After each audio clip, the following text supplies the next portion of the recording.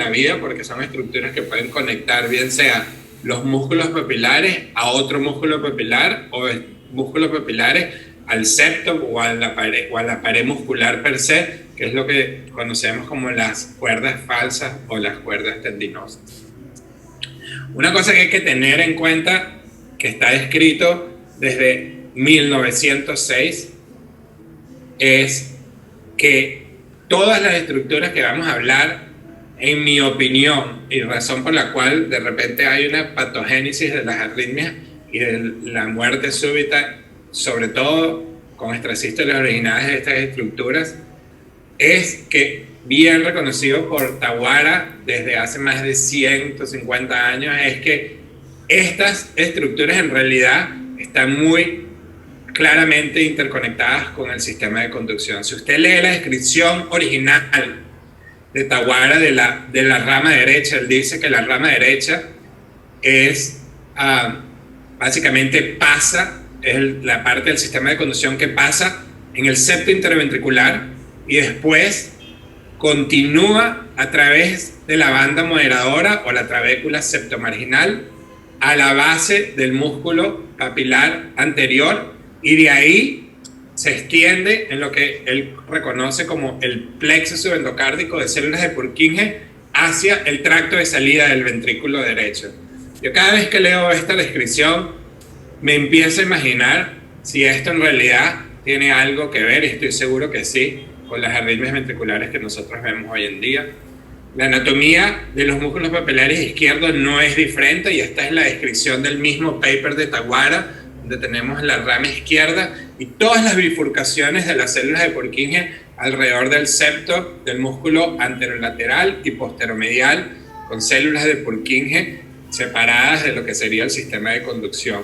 Y no solamente existen células de Purkinje, sino que hay coloraciones que han demostrado que existen células gangliónicas dentro de estos músculos papilares, lo cual básicamente hace que no solamente esto sea un componente del sistema nervioso periférico, sino del sistema nervioso central, con potencial conexión a lo que sería el sistema nervioso autónomo, simpatético y parasimpatético. Entonces, tenemos una estructura muscular que está básicamente al riesgo expuesta a lo que serían arritmias ventriculares musculares, pero también del sistema de Purkinje y potencialmente de lo que es el sistema autónomo, sistema nervioso autónomo, etc.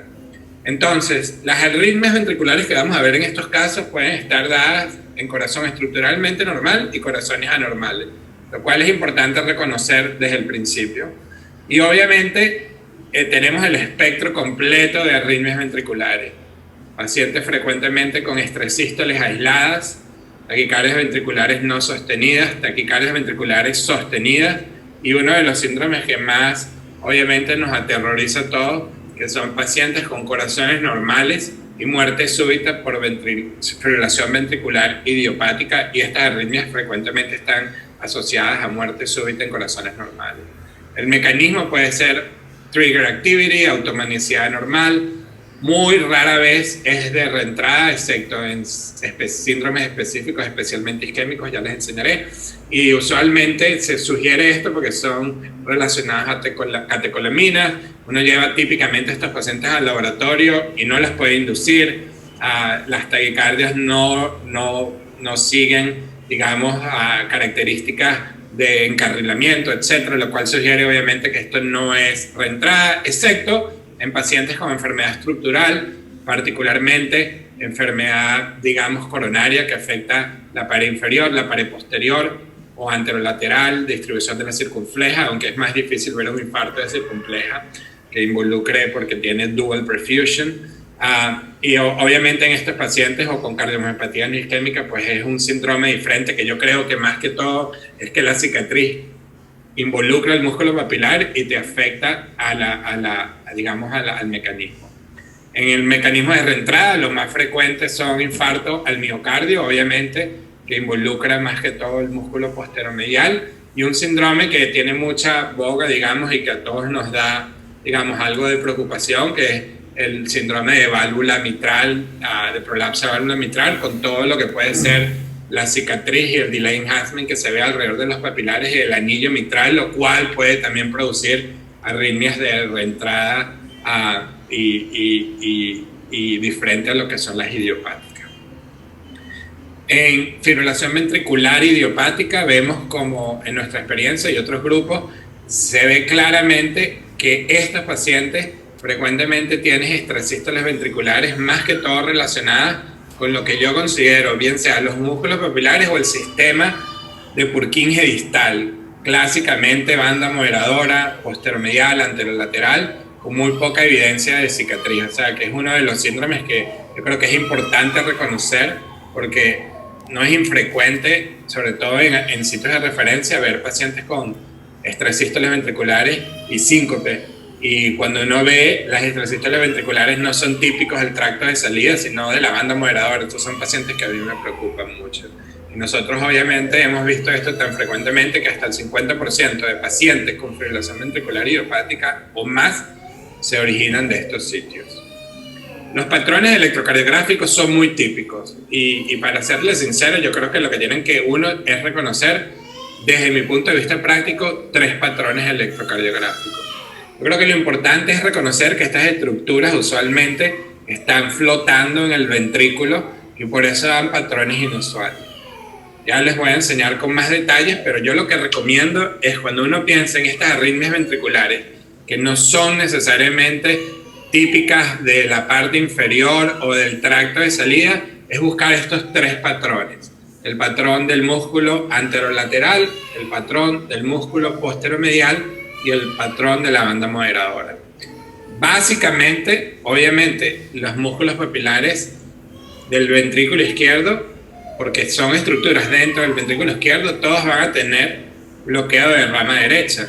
Y dependiendo si es apical o menos apical, van a tener transición. Lo que es poco probable, ojo, es que las arritmias ventriculares del músculo papilar no tengan ninguna transición, o sea, que sean positivas de B1 a B6. Eso es muy raro. Usualmente hay transición, bloqueo de rama derecha con transición. Y después, para el anterolateral, si bien pueden ser algunos patrones inusuales, como positivos en 2 y en 3, la mayor parte de los músculos anterolaterales, porque están como flotando, pienso yo, en el medio de la cavidad, dan este clásico patrón de discordancia entre 2 y 3. Y la arritmia es positiva en 3 y es negativa en 2. Y esto es muy clásico del músculo anterolateral. Un eje derecho, positivo en ABR, negativo en ABL, pero patrón de discordancia en 2 y en 3, con negativo en 2, positivo en 3, bloqueo de rama derecha con transición en B3 o en B4. Esto para mí, la primera estructura que uno tiene que mapear si uno ve este patrón es el músculo anterolateral. El músculo posteromedial es mucho más sencillo. Es un bloqueo de rama derecha con igual transición. Nunca uno va a ver un músculo posteromedial que sea tan septal, que es bloqueo de rama izquierda, y nunca he visto yo en realidad un músculo posteromedial tampoco, al igual que dije antes, que no tenga ninguna transición. Siempre va a haber algo de transición. Y la diferencia es que es una estructura septal, lo cual va a ser bien sea positivo y positivo en ABR y en ABL, o alguna variación, pero usualmente bifásico en uno. Siempre, o la mayor parte del tiempo, siempre va a haber una onda R, a no ser que haya cicatriz en la cara inferior. Y usualmente es eje superior, porque la estructura está en la parte inferior del ventrículo izquierdo.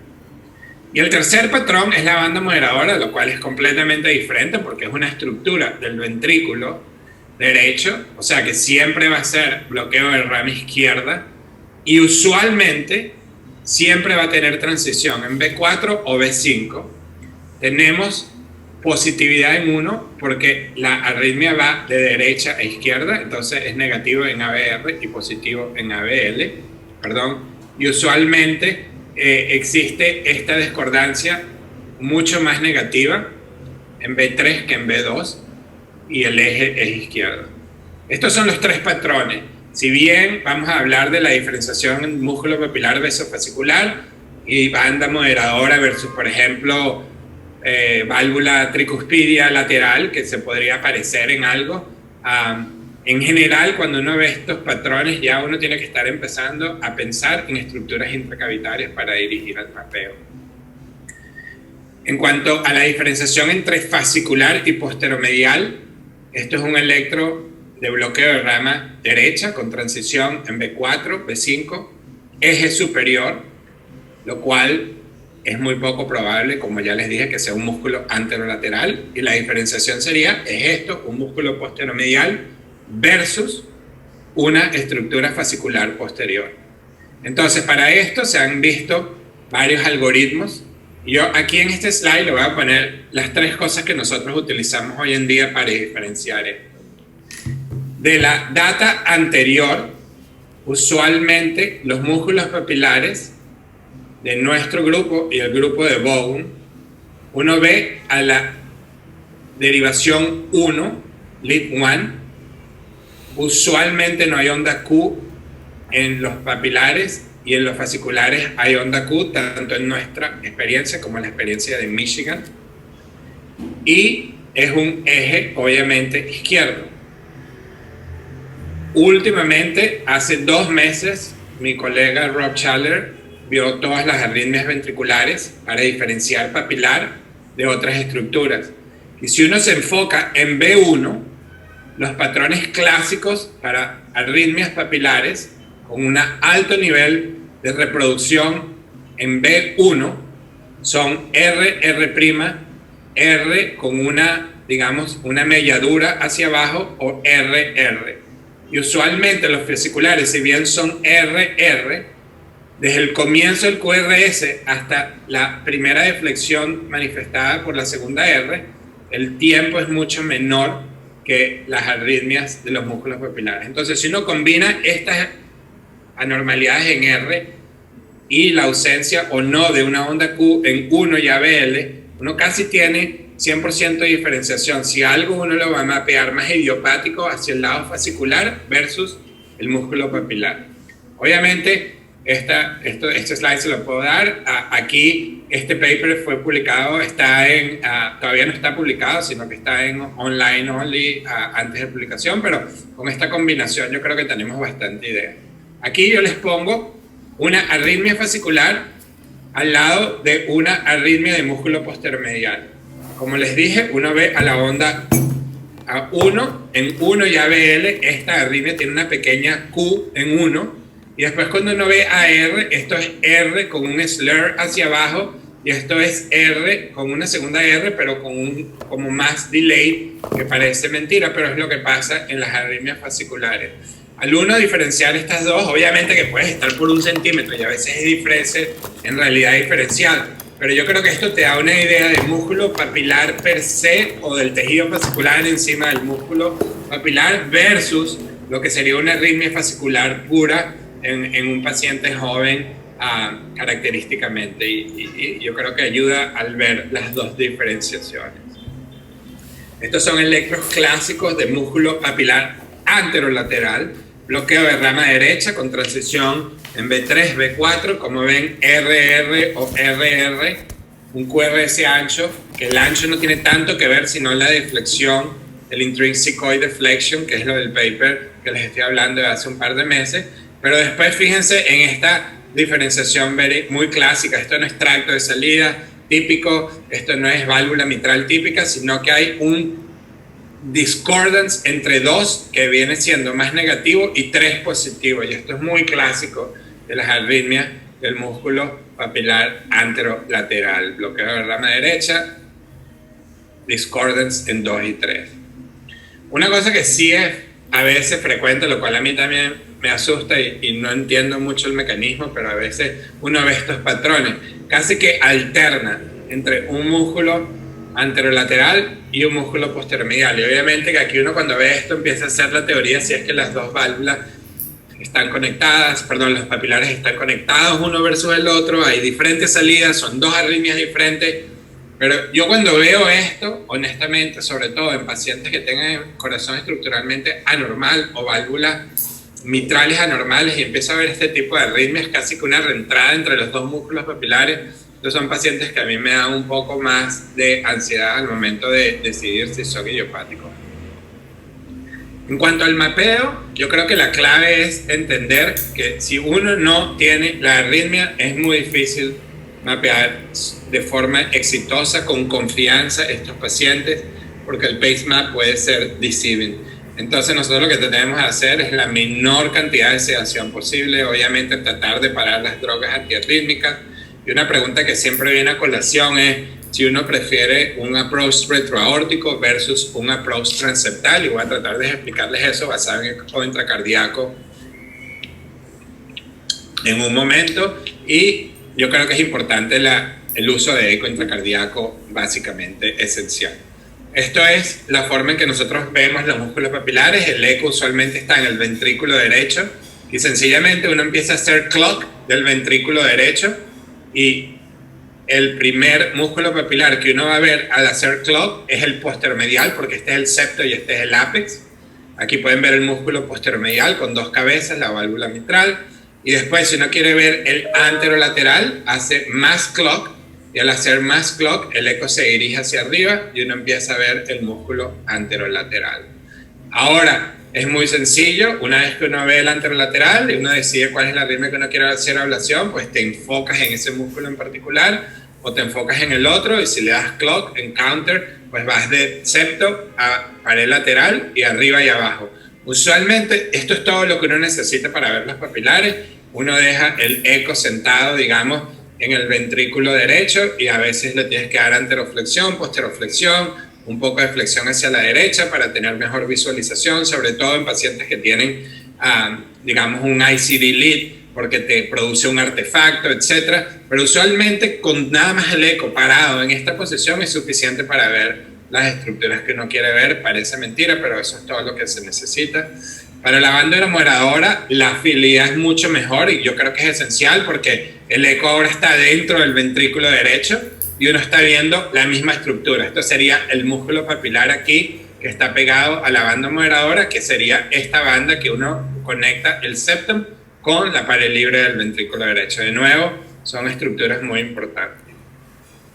Otra cosa que es esencial para el mapeo es saber no solamente la estructura, pero orientar la dirección del catéter, porque es muy claro que el contact force no necesariamente es todo lo que es necesario. Esto es un ejemplo con Carto de el contact force. Y si yo les preguntara a ustedes qué prefieren, obviamente un contacto de 2 gramos, que vamos a hablar de eso en un momento, versus un contacto de 10 gramos, versus un contacto de 20 gramos, la mayor parte de la gente diría, bueno, 20 gramos a lo mejor es mejor porque es una estructura, pero no necesariamente, porque lo importante aquí es ver que usualmente para uno obtener un contacto de 30 gramos en un músculo papilar, uno lo que hace es empujar el catéter, y la punta en realidad ya no está en contacto con el músculo papilar, sino que está en contacto con la pared del ventrículo izquierdo. O sea que normalmente, en mi experiencia, el success rate, si uno no usa cryo, sino que solamente usa radiofrecuencia, va a estar entre 5 y 10 gramos, no 20 gramos, obviamente no 2 gramos o 0 gramos, porque esto no tiene ningún contact force. Esto es algo importante también de entender de la utilidad del eco, que es guiar el catéter para tener, digamos, el contacto que uno quiere. La tercera utilidad del eco intracardíaco ya se les había sugerido, que es ver no solamente la estructura anatómica, sino que pensar una hipótesis si puede existir alguna anormalidad de sustrato que dé origen a la arritmia. En este caso lo que buscamos es zonas hiperecoicas. El problema es que estas zonas hiperecoicas las vemos frecuentemente en pacientes que no tienen arritmias ventriculares. Entonces uno se pregunta, ¿cómo sabes si esto es realmente anormal o no? Y lo único que yo les puedo decir, en este caso, por ejemplo, de un paciente con una arritmia ventricular que sugería origen del músculo anterolateral, es que cuando yo veo estas zonas hiperecoicas, lo que uno hace después es tratar de colocar el catéter en esa zona. Y aquí te das cuenta, por ejemplo, en este paciente con una zona hiperecoica, que en ritmo sinusal hay un potencial tardío. Y si nosotros en electrofisiología asumimos que un potencial tardío es representación de conducción lenta y potencialmente de una zona de fibrosis, obviamente cuando uno tiene una arritmia ventricular y estos potenciales tardíos se correlacionan con una zona presistólica, sobre todo si un pacemap es perfecto, yo creo que esta combinación de estos 4 factores, la orientación del catéter potencialmente, si es visible, una zona hiperecoica con potenciales tardíos, activación temprana. Esto es como el Dream Slide. Esto es un paciente en realidad que yo tuve, que yo nunca, pocas veces lo he vuelto a ver de esta forma, pero que tiene todos los criterios. Digamos, la orientación con imagen a una zona hiperecoica, con un potencial tardío, con un pacemap perfecto y con un Early Activation Potential. Yo creo que esto nos representa lo que es el best case scenario para digamos, mapear una arritmia de este tipo. Y eso es importante. En cuanto a la ablación, usualmente la guiamos por activación precoz, mucho más que plenamente por pace mapping, porque yo creo que el pace mapping puede ser deceiving en los músculos papilares y puedes tener salidas alternativas con pace mapping perfecto y no necesariamente significa. O sea que mi gold standard es conseguir el mejor sitio de activación y obviamente tener un buen contacto basado en eco intracardíaco. Y esto es importante. Yo creo que los dos métodos de ablación que estamos utilizando hoy en día, si bien hemos también reproducido los hallazgos que han tenido en Buenos Aires con cryo, yo creo que una de las nuevas técnicas que estamos utilizando es high power en el músculo papilar y ya les voy a enseñar por qué. Y obviamente el endpoint es la eliminación de las sístoles. Y a veces espero una hora porque siento que estos son pacientes que a veces uno dice, bueno, success, los sacas de la sala rápido y llegan al holding area afuera y empiezan a tener sístoles ventriculares. Esto es un ejemplo de básicamente el tipo de lesiones con high power short duration que no necesariamente yo creo que es necesario achieve. Esto es un compañero mío haciendo una lesión de 50 vatios en un músculo papilar con un contact force de 5 gramos y ves el steam pop. ¿Ok? Básicamente, el punto mío de este slide, lo cual nos da un poquito más de flexibilidad, no estoy seguro desde el punto de vista de daño, nunca hemos visto daño al aparato mitral, pero lo que quiero decir es que la clave del eco intracardíaco para usar high power en músculo papilar es que el catéter tiene que estar en el músculo papilar y flotando, porque si hay un steam pop, usualmente no va a haber perforación. Ahora, si este catéter está metido por detrás del músculo papilar, entre el músculo papilar y la pared del ventrículo izquierdo, si hay un steam pop, particularmente en el músculo posteromedial o en la pared libre del ventrículo derecho, esto puede producir una perforación del ventrículo izquierdo. Y yo creo que por eso es que se han visto infusiones antes en pacientes de músculo papilar cuando no se usaba eco intracardíaco, porque era que el catéter se metía entre el papilar y la pared del ventrículo izquierdo, y sobre todo esto le dio mala fama a los catéteres irrigados, y yo estoy convencido era porque la gente, y a nosotros en nuestra institución, cuando digo la gente, porque también pasó en Penn, se hacía ablación, por ejemplo, de un infarto de la pared inferior o lo que fuese, y se trataba de hacer high power y no se reconocía que el catéter se puede meter entre la pared posterior y el músculo papilar, y un steam pop ahí puede producir una perforación del ventrículo izquierdo. Pero si el catéter está flotando, esencialmente sí hay un steam pop, pero no va a haber perforación. Entonces, desde ese punto de vista, orientado por eco, algo de sistema de bien mapeo, bien sea CARTO-SOUND. En este caso tenemos un ejemplo de un mapeo del músculo anterolateral con HD grid y puedes ver la zona precoz. Una vez que uno confirma todo eso con el electro y el mapa, este es el tipo de lesiones que estamos haciendo. Esto es con el eco de St. Jude. Aquí puedes ver que el catéter no está en contacto perfecto. Esto es con táctica y 50 vatios, pero te das cuenta que con un contacto de 5 a 10 gramos es todo lo que uno necesita. Y básicamente, al tener este contacto temporal con high power, uno puede tener lesiones muy, muy importantes en el músculo papilar. Entonces, en nuestra técnica, lo que hemos hecho es que nos hemos movido de empezar que si a 20 vatios, subir a 30, 40, sino, si vamos a usar RF, es un contacto entre 5 a 10 gramos con visualización directa del catéter en la válvula, bien sea retrógrado o transeptal, y la decisión de retrógrado versus transeptal está basado en la mejor orientación. Por ejemplo, este músculo anterolateral, esta es la válvula mitral y el catéter entra directo. Muchas veces en el anterolateral yo prefiero utilizar transeptal y muchas veces en el posteromedial yo prefiero utilizar retrógrado, pero como les digo, varía dependiendo de la mejor forma del ventrículo de ese paciente al contacto. Y fíjense el tipo de lesión, esto es con 5 a 10 gramos y 50 vatios, y la lesión está dentro del músculo papilar. Esto ha sido con mucha caution, con mucho cuidado. Yo creo que lo que se ha modificado la técnica a través del tiempo para catéteres de radiofrecuencia en estos casos, este ejemplo en particular, aquí en el paciente con la estresístole frecuente y esta lesión 5 a 10 gramos con 50 vatios, inmediación inmediata de la estresístole y de la taquicardia no sostenida, lo cual es un buen signo, obviamente, cuando uno ve esto. Y así es que se ha modificado la técnica a través del tiempo para radiofrecuencia. Obviamente una cosa que, igual que la misma experiencia que ustedes han tenido con cryo, la hemos tenido nosotros, y ha sido lo que es el contacto, que obviamente mi concepto de por lo cual cryo funciona, más que por hacer una lesión profunda, es porque puedes hacer una lesión con buen contacto, y yo creo que este es un ejemplo muy típico, y es la experiencia que ustedes publicaron, que es un catéter en un paciente con un corazón muy vertical, donde al prender el cryo, pues el catéter se pega inmediatamente en el ventrículo, sencillamente porque el frío del catéter hace contacto con el tejido. Yo creo que esa es la mayor ventaja, no tanto una lesión tan profunda, sobre todo en el ventrículo izquierdo, que uno no puede usar el cryo más grande, sino que tienes que usar el de 4 milímetros o el de 6, pero no puedo usar el grande porque es muy grande. Lo único que yo les recomiendo es que tengan mucho cuidado, y yo sé que la publicación de ustedes no tuvo ninguna complicación, pero yo soy abierto a esto, no me pasó a mí personalmente, pero pasó en nuestra institución, que es que este catéter tiene que ser avanzado con mucho cuidado en la aorta.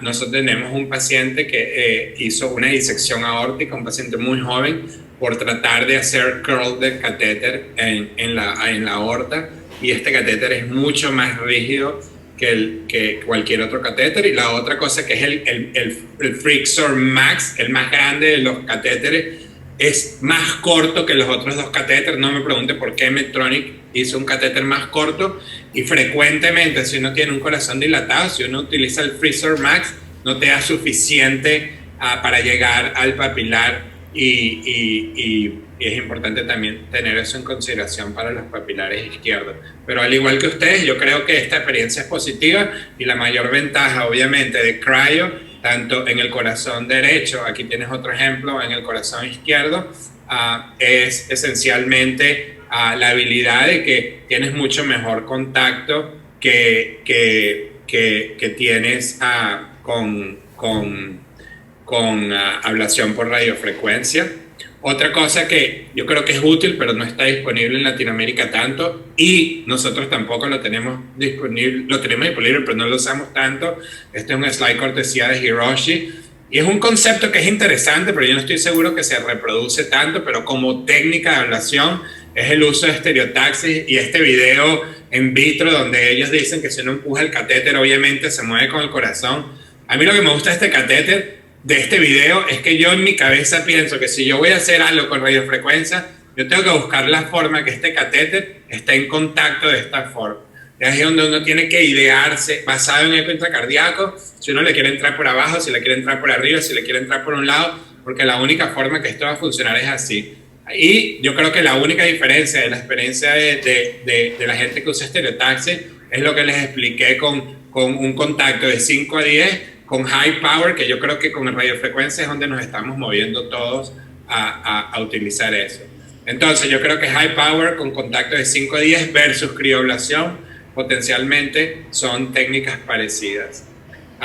Esto es un caso interesante que básicamente evidencia lo que les había dicho. Este es un paciente de 15 años que me lo refirieron por taquicardia, fibrilación ventricular recurrente con un trigger, que ya ahora ustedes ya son expertos en reconocer, bloqueo de rama izquierda, transición en B4, y ves que es un eje superior, inferior, no necesariamente superior. Y esto es importante porque si es un paciente muy joven, el corazón es vertical y la banda moderadora puede simular un tracto de salida del ventrículo derecho, lo cual es importante reconocerlo, porque no siempre las arritmias de la banda moderadora son eje superior. Y esto es una sola cosa que obviamente les quería tener en consideración. Pero lo importante es reconocer esto y ver en eco intracardíaco. Aquí ves un corazón súper vertical, un corazón muy pequeño con un ventrículo derecho muy pequeño que es vertical. Y lo importante es lo que hemos modificado esta técnica para tener mejor contacto. Te das cuenta que eso es lo que te estaba tratando de decir con los estereotaxis, es imaginarme cómo puedo hacer yo para tener mejor contacto en la estructura intracavitaria. En este caso, meterse por detrás de la estructura intracavitaria y jalarla hacia atrás de manera de tener buen contacto. Cuando ves esto y uno la jala hacia atrás, pues tienes un contacto de 10, de 15 y ahí puedes hacer una buena lesión y tener un buen resultado. Obviamente nos queda lo que es la diferenciación de los pacientes con prolapso de válvula mitral. Aquí esto es un paciente con cirugía de prolapso de válvula mitral, con taquicardia ventricular del músculo posteromedial, pero esto yo creo que no son pacientes idiopáticos, y el reconocimiento, bien sea en eco intracardíaco, el mismo paciente con una resonancia magnética y delay enhancement en los músculos papilares, y cuando pusimos el catéter en el músculo posteromedial, la presencia de potenciales tardíos en ritmo sinusal. Y yo creo que esto es el ejemplo clásico de que no todas las arritmias ventriculares de músculos papilares o estructuras intracavitarias necesariamente son corazones normales, y uno tiene que tratar de definir esto, porque en mi opinión la única cosa que me preocupa en mí de estos pacientes es que pueden representar pacientes que, aunque uno haga una ablación successful, independientemente de la fracción de eyección, pueden tener riesgo de muerte súbita, y eso hay que tenerlo en consideración.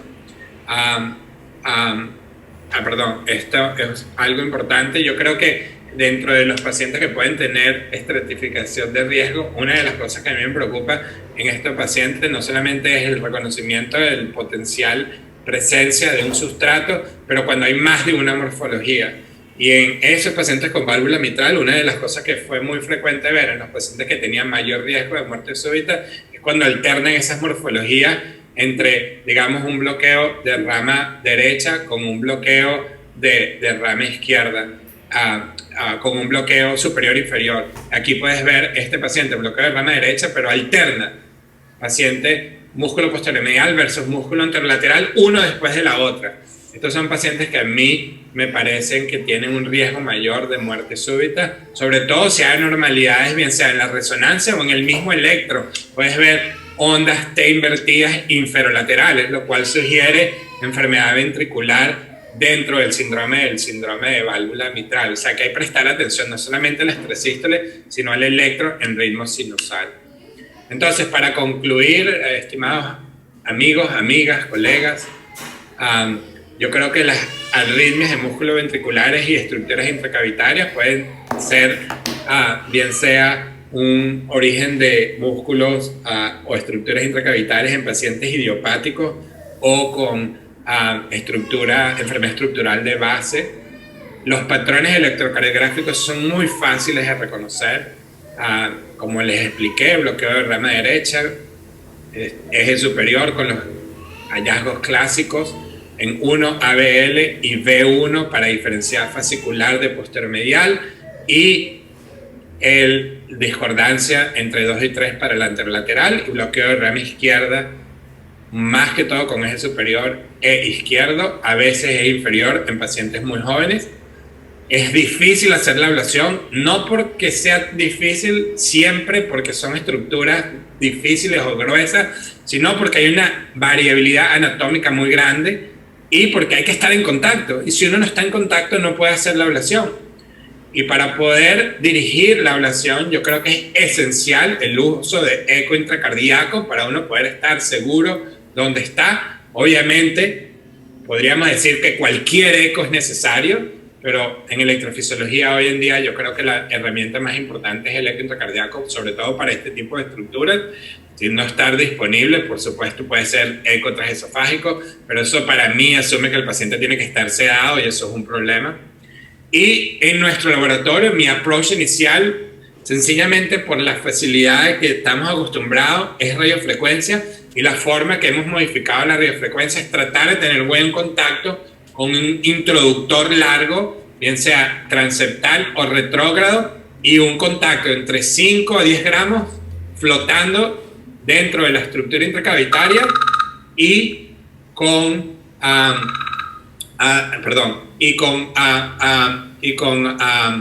alto high power, bien sea 50, 45, si hay catéteres que pueden hacer alto, pero visualizar.